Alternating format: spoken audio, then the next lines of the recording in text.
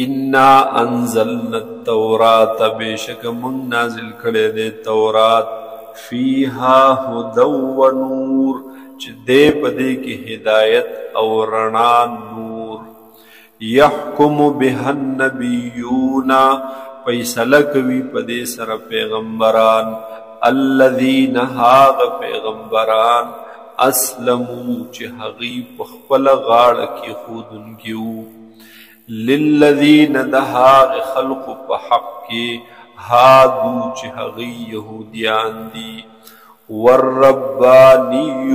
والاحبار او فیصله کوي په دې کتاب باندې هغه الله والا خلق او عالمان بما استحفظوا من کتاب الله په سبب د دې چې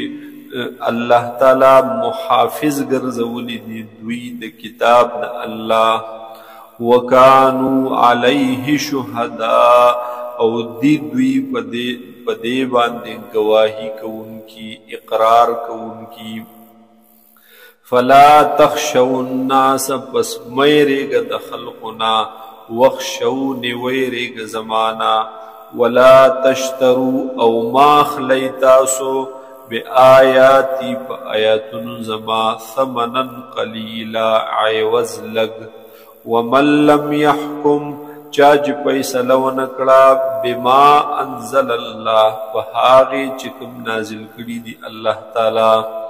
فاولئک هم الکافرون پس دی دغا کسان کفر کون کی